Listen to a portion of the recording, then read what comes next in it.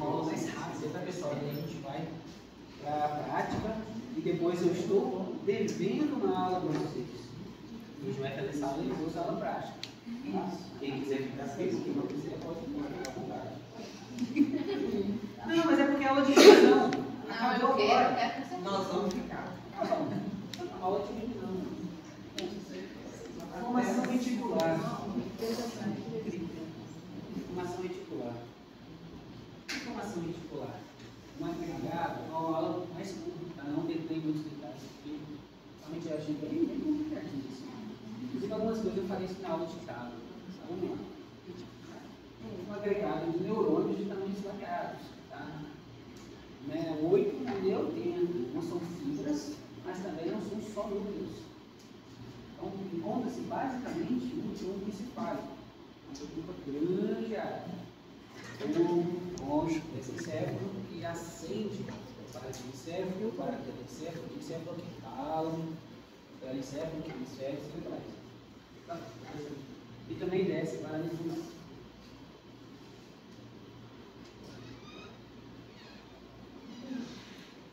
Então, os núcleos da formação reticular. Existem alguns núcleos. Os núcleos da RAP, que são 9 núcleos, que ficam mal organizados e de matar. São núcleos da RAP, aí existe o núcleo magno da RAP, que é o principal. Tá? Só é difícil achar essas coisas. Mas assim, aqui está a descrição do núcleo, tá? Do núcleo da RAP. Encontra-se na região medial, na verdade, de todo o tronco encefálico. E, como toda a formação reticular, vai se espalhar ascendendo ou descendendo. Então, os núcleos mais da RAP tem uma disposição mediana e era serotonina. Já o lobo cilíndrico, inclusive nós falamos na semana passada, encontra-se no assoalho do quarto ventrículo e estimula o cérebro com a produção de noradrenalina. Já a área tegmentar ventral foi falada, né, na aula passada, relacionada ao sistema de recompensa.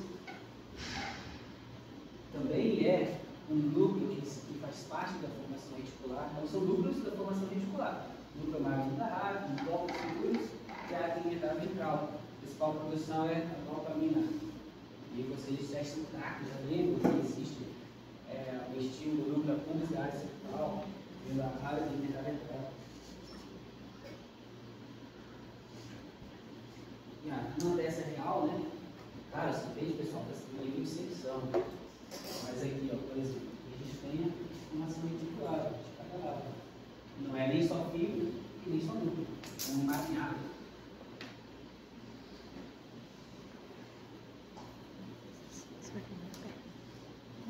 E tem conexões com o cérebro, tá? Todo o córtex cerebral envia essas informações. Também envia para o cerebelo. Então, na verdade, o tronco encefálico ele conversa basicamente com toda a estrutura do encéfalo, cérebro, cerebelo e até medula, através dos tratos rápido espinal, que auxiliam na modulação da dor, som do corpo, e os retículo-espinais. Se eu for dormindo, me ajuda a minha medula a não emitir sinais para mexer, etc. Faço o mesmo nível de som. E também envia estímulos para os dedos canídeos. E recebe. Sempre é um símbolo, não. Positivo e negativo. Vamos falar um pouquinho do ciclo sono-vigília. Vocês sabem o que é eletroencefalograma? Sabe o que é eletroencefalograma? Eletroencefalograma é um exame. O paciente pode estar acordado, dormindo, pode ser feito, de forma geral, ele é feito em um momento de 20, 30 minutos, que seja, e coloca-se vários eletrodos com um gelzinho na cabeça. Aí depende do aparelho, né? 16, 32 canais, para poder fazer o quê? Estudar a atividade elétrica cerebral. E quando você está acordado, você apresenta umas ondas sincronizadas, não vou cobrar isso. Curiosidade, não tem como cobrar, isso aqui é muito difícil. O neurologista faz um ano de eletroencefalograma, tá? Então, curiosidade, vocês entenderam como funciona.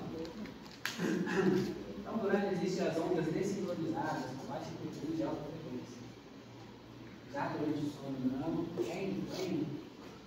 Rate eye movement, olhos muito rápidos, olhos. As ondas já são sincronizadas, lentas e lentas de juntos. Tem uma eletroencefalograma muito mais preciso. E no sono não REM? No não REM, quando 6 horas não se mexe, existem 3 etapas, segundo que a primeira e a segunda são mais superficiais, e a terceira é mais profunda. E o sono do seu corpo começa a gerar para um lado e para o outro, é quando existe uma grande atividade cerebral, daí surgem inclusive muitos sonhos, e surge depois de um ciclo dinâmico. Geralmente são 4, 5, 6 ciclos por noite. Então, no sono REM existe um relaxamento da musculatura, é semelhante, inclusive, e apresenta o eletroencefalograma, semelhante ao que se chama de sono paradoxal. A pessoa está dormindo, mas tem uma desincronização. Meu sonho é 4 ciclos por noite. 6 horas de sono. Oi? 90 minutos, né? O ciclo médio. Vai por aí, vai por aí. Então, meu sonho é dormir 6 horas por noite. Eu também, tudo 10. Professor, tem noite que eu passo a vida, cara, eu não quero ser chorar, eu sou filho de vocês. Oh, meu Deus. Acabei de citar, você não estava aqui. Desde 3 horas da manhã, eu cheguei lá na passeando. Eu sei. Aí, eu A dormi vida não 20 é da um manhã. violãozinho tocando.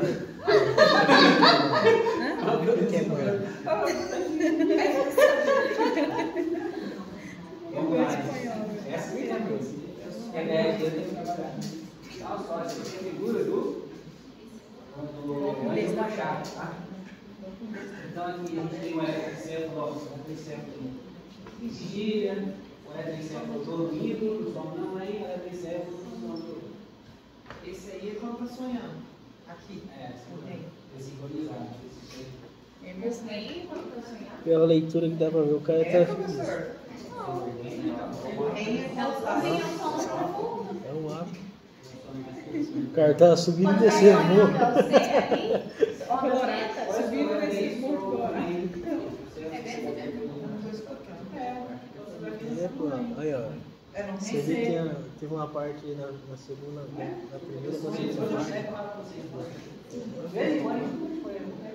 É aquele negócio Eu curioso. sonho, tá? Hã? Eu sonho a noite inteira.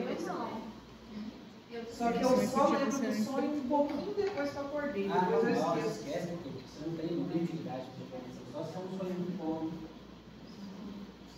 Bem, vamos lá. Sistema ativador reticular ascendente.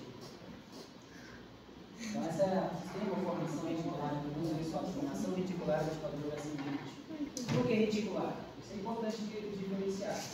Porque vai passar no talo, nos núcleos reticulares. Tá? Porque existe a formação reticular ativador ascendente e existe, vou chamar de sistema reticular ativador ascendente, e existe o sistema ativador ascendente. Então, ao se estimular a formação reticular, há despertar de um animal, né? Por exemplo, nos testes que se faz, estimulou a formação reticular ativador ascendente, o que aconteceu? Acordou, o animal acordou. E ele, o SARA, né, que é chamado sistema reticular ativador ascendente, é constituído de fibras neuroelétricas, provenientes do óxido cirúrgico, células do rápido, polinérgicas na formação reticular da fonte, e, portanto, sendo importante o sistema modulatório. Eu quero que vocês entendam aqui. Existem fibras e núcleos, tá? Que saem, né, da formação reticular, que vão alcançar determinadas regiões do cérebro. Aí tem alguns núcleos. Tem a via dorsal, que chega nos núcleos intralaminares do tálamo, e daí vai para a córtex. Isso aí eu cheguei a falar no tálamo, né? Da aula do tálamo para vocês. Que exerce uma função ativadora.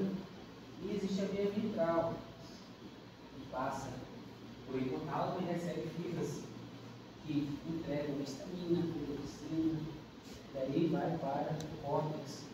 Também exerce uma função ativadora, passa um caminho do tálamo e um caminho mais do tálamo. As fibras noradrenérgicas, polinérgicas, serotoninérgicas, constituem o SARA. Agora, as fibras histaminérgicas, orexinérgicas, glutamatérgicas, GABAérgicas, do hipotálamo e o prótese central, detalhe mesmo, que constitui o sistema ativador seguinte.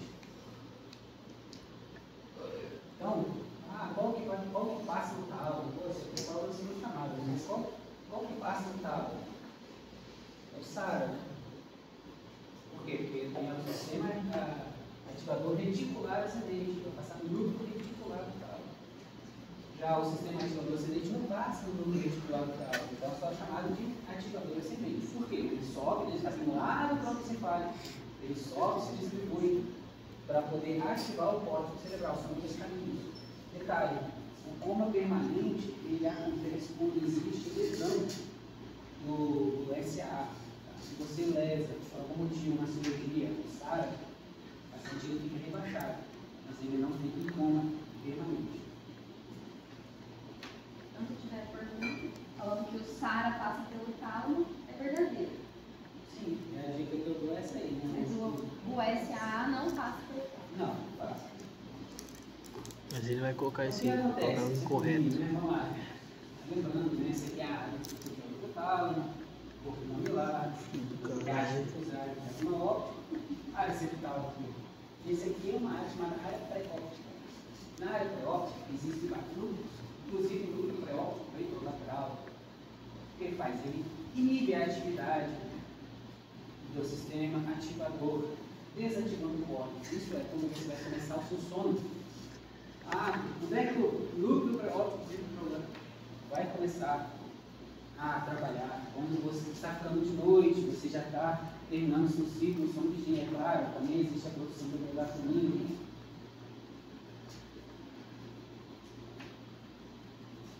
Além disso, além dessa ativação desse núcleo lateral, existe também a passagem dos núcleos da formação reticular ascendente pelo núcleo reticular do tálamo. Essa aqui eu acho que vocês vão lembrar. O que acontece? Você está dormindo, né? Se alguém cutuca você lá, você não acorda. Por quê? Porque seus núcleos reticulares eles estão inibindo que a sensibilidade do seu corpo passe pelos núcleos sensitivos do tálamo e ascenda para o seu córtex. Então, esse núcleo reticular ele está inibindo que a informação chegue ao seu córtex. Agora, se dá um chulapa no tapa de alguém, ele vai tocar, porque já é um estímulo diferente, um estímulo de dor, não um carinho.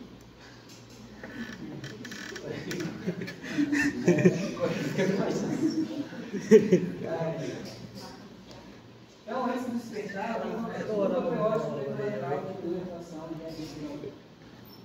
Então, se o núcleo preótico ele diminui essa alteração, o sistema ativador ascendente ele é reativado. Complica minha camiseta. Centro respiratório. Acabou, né? Agora eu não falei tudo. Acabou. Informações sobre o grau de distensão. Tudo no olho machado. Muito legal essa parte. Achei bem legal. Informações sobre o grau de distensão dos alvéolos, transmitidas pelo nervo vago. É o núcleo do trato solitário. Vocês lembram que o nervo vago, o que ele entrega? Ou o que ele puxa de volta?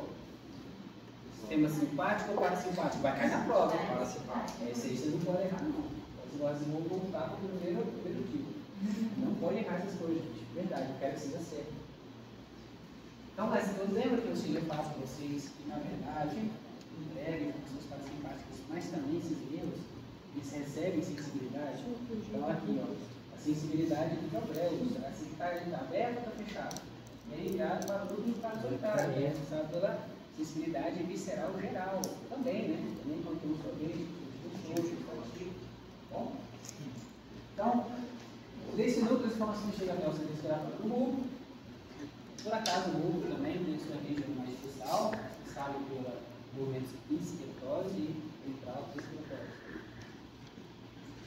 Daí, fibras retículas finais alcança a consciência vital. Por que eu estou fazendo isso? Porque é uma coisa muito teórica, não tem como postar tudo em figura para vocês entenderem. Isso aqui são coisas minúsculas. Não é fácil achar foto disso. Então, para eu dar o conteúdo, eu tenho que ler para vocês, para explicar o máximo possível. Não tem outro jeito. Se tivesse muitas fotos disponíveis, não tem. Eu tenho bastante. Então, vamos lá. Então, fibras retículas finais alcançam a consciência vital torácica, formando o nervo freio intercostais. Vamos lá, o nervo freio, o que ele faz? Vocês lembram? Isso aí, vocês estão aprendendo anatomia com o shoulder. Entendeu? Então, é isso aí, ó. O que acontece? Fibras reticuloespinais, saliente. caso, uma formação reticular. Olha como é que são as coisas, gosto de lógica. Formação reticular. Fibras retículas espinais vão para a região cervical. Da região cervical que nasce o nervo frênico, que vai controlar o diafragma. Aí nós estamos vendo todo o trajeto, novamente, apesar de não estar bonito aqui na figura, não está bonito. E quando chega na região torácica, nasce o nervo frênico da região torácica. Vou falar para o show, vocês não sabem essa coisa. Não, nasce os nervos intercostais, o frênico nasce na região cervical. Então, vocês já devem saber que os músculos, né, do diafragma, os intercostais, estão relacionados ao quê? Respiração.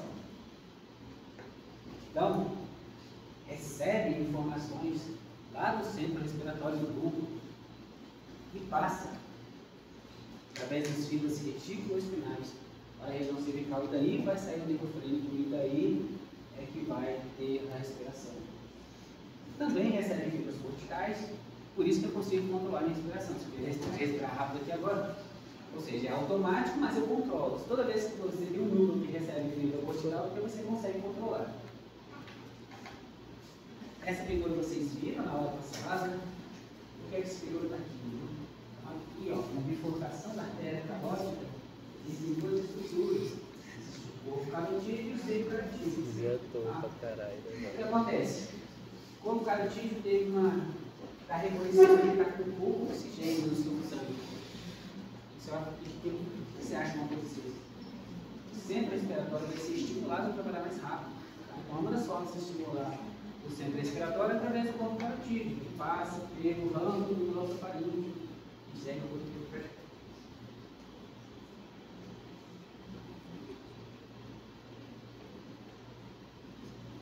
Essa foto eu já passei para vocês, né? Formação reticular, formação reticular a nível do bulbo aqui, que encontra-se o centro respiratório e o centro vasomotor. E aqui a fotinha que eu achei na internet, para poder sair, o nervo frênico saindo da região cervical. Pode fazer uma questão sobre isso, né? Quem não prestou atenção vai falar que os nervos que saem da região torácica é só pensar na hora. Você precisa nem saber disso. Você tem que saber errar. Se eu for errar, eu vou errar com classe. Categoria. Você já pensei que as coisas são cabulosas, que eu acho. O pessoal não deixa eu passar, entendeu? Mas eu não vou falar aqui. Bem, você erra com classe, pô, nervo frênico, cara. O nervo frênico controla o diafragma. Alguma coisa tem que, né, lembrar, para aprender. Você não pode falar que o nervo frênico vai controlar a musculatura intercostal. Vocês sabem que o nervo frênico ele pega o diafragma. Bem como o contrário, os nervos que saem da região torácica, vocês não podem falar que vai controlar o diafragma.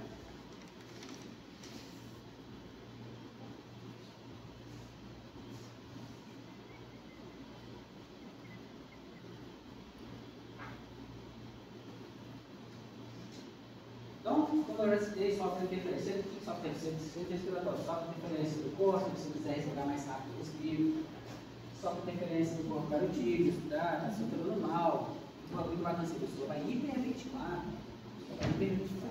hipotálamo, porque estou emocionado, a pessoa começa a ficar abafada, coloca a mão no peito, coloca a mão na cabeça, cai no chão, porque aí hiperventilação. Então, existe um controle simpático e parasimpático. E o próprio centro respiratório, ele tem uma percepção das variações do CO2. Então, dependendo da variação do CO2, você pode respirar mais ou menos. Sempre o lado do outro. Acabamos. Sempre o lado do outro também se encontra no bulbo. Então ele recebe informações do quê? Olha só, sempre o vasomotor é artéria. Ele vai receber informações principalmente do corpo carotídeo e do seio carotídeo. O seio carotídeo, porque o seio carotídeo encontra-se aqui, ó, no seio é cavidade. Então, o corpo carotídeo, seio carotídeo, seio é cavidade. O RT tem dois seios e o seio tem dois seios. Então, o seio carotídeo recebe informação do seio carotídeo para verificar a pressão. A pessoa está ficando em potência, O que vai acontecer? Você vai ter o estímulo simpático que vai atuar no diâmetro. no diante do nosso lado. Então, a informação é bem clara, não vou ficar falando, obviamente, não sei se parte tudo de novo. E aqui está a questão certa de prova. Isso aqui, se eu não cobrar isso aqui, se eu não cobrar isso aqui, eu dou 100 mil reais para cada um. Rapaz! Ou seja, Tá está gravado. Ou seja, vai cair. Tá? Vai cair. Porque isso aqui é obrigação do médico. Isso aqui é obrigatório. Ah, eu não vou aprender.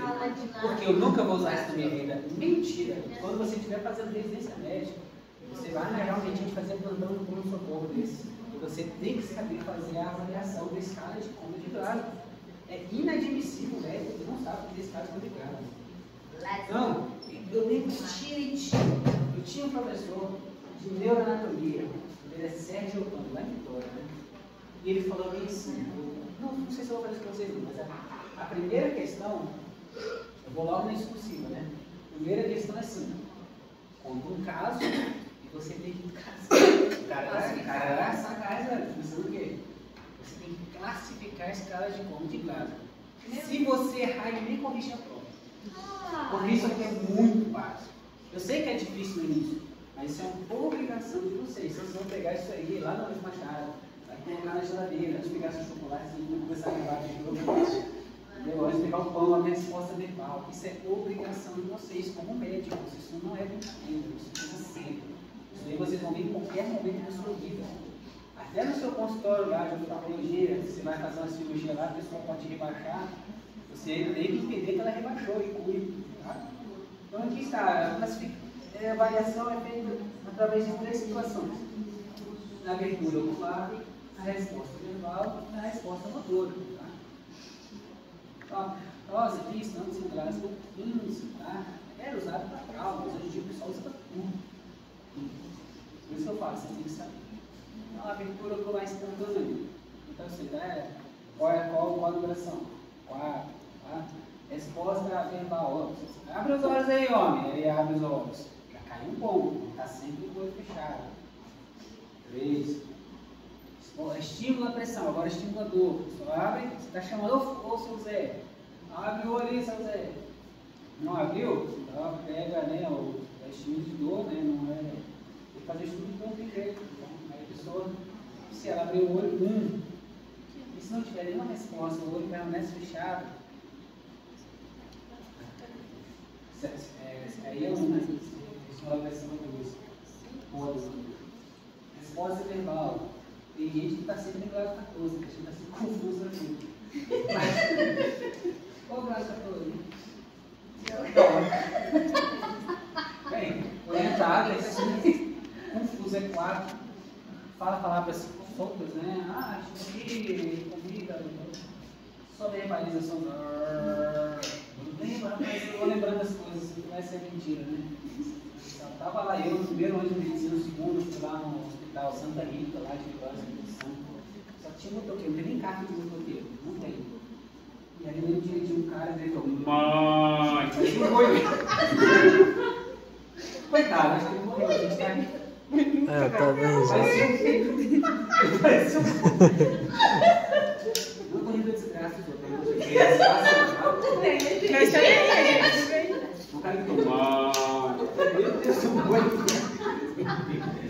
cara chama toda a mãe, cara. Olha que loucura.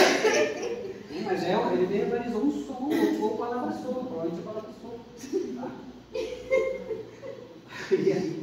Resposta motora, né? Obedece a comandos. Se obedece a comandos, levanta o braço aí, seu fulano, levanta.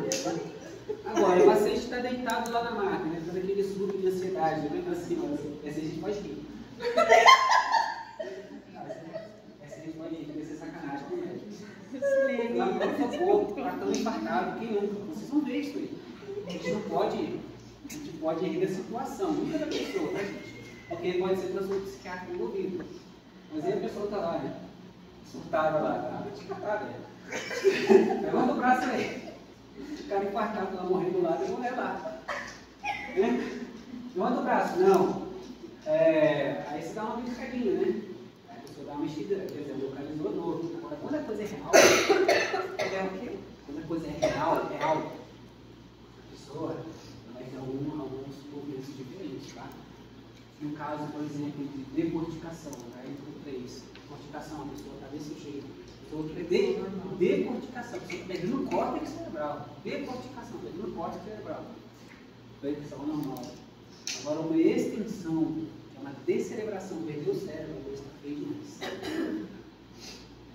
E, de uns 5 anos para cá, a reatividade popular, sei lá, acho que não entrou na escala de campos de Glasgow. Então, antigamente, tinha lá aquele bossalzinho que falava assim, não, chegava um médico lá, que eles até sabiam de fazer 5 vezes. Chegava assim, ó, o Glasgow dele está em 1.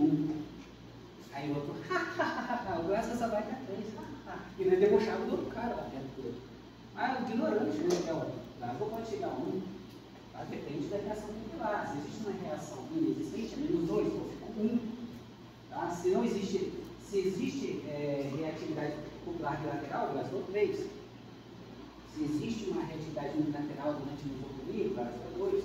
Então, tomem cuidado com essas emoções aí de... É muito errado, né? Se debochar de alguém, sendo que você pode estar errado, a humildade sempre. Então, trauma pode ser considerado leve, a partir do Glasgow 13. Não sei se vocês tiveram TCE ou não. Vocês tiveram? Não. Essa coisa fica para aprendizado, isso é importante, pode ficar na prova, tá? Então, trauma leve é de 13 para cima, moderado é de 9 para 12, e trauma grave é menor do que 8. Inclusive, critério de intubação de paciente. Quanto você intuba o paciente? Glasgow menor é igual a 8, porque você entende que ele não vai ter a consciência de poder manter-se respirando. Tá? Isso é o texto. Literalmente a língua cai. Eu misturo a laringe e você não respira. Tá? Então, assim, já vi, inclusive, em diversas situações da vida, várias situações da vida, Rio de Janeiro, com as primeiras cirurgias, São Paulo, pessoal, eu não sei o que acontece, não é difícil intubar. Tem algumas intubações que são difíceis, de regra é muito fácil. Ai meu Deus do céu, eu intubei e passou na esôfago. Primeiro, dá o tubo aí. Pega o tubo, velho, deixa ele intubar. Vai atrapalhar um pouquinho, mas pelo menos no próximo vez que você for errar, a pessoa desse tubo vai ajudar você a direcionar para a laringe. Tá? Ah, mas eu tenho um laringoscópio com vídeo legal nesse compor Laringe Express. Vai funcionar, ajuda muito. Mas na vida real você não vai ter isso na hora. Nossa, toda a gente. Intubação, quantos intubas? Pode ter câncer de próximo, 7 agora. Quanto você vai intubar? Glasgow menor é igual a 8. Então, eu falei bastante desses quantidades de unidade. Isso aqui é a questão certa, né? Porque senão vai ficar pobre. E isso aqui vai cair. Tá? Então, vou contar um caso. Como é que vai ser isso? Seu Zé, andando de moto, de capacete, porém sem a presídio, bateu num cachorro caramelo e aí caiu de moto. Só que nesse momento o capacete soltou. Quando ele soltou, ele bateu a cabeça no chão. Ao chegar no pronto-socorro, você observa que o seu Zé encontra-se. Aí a gente usa a criatividade, quem estiver emocionado na hora.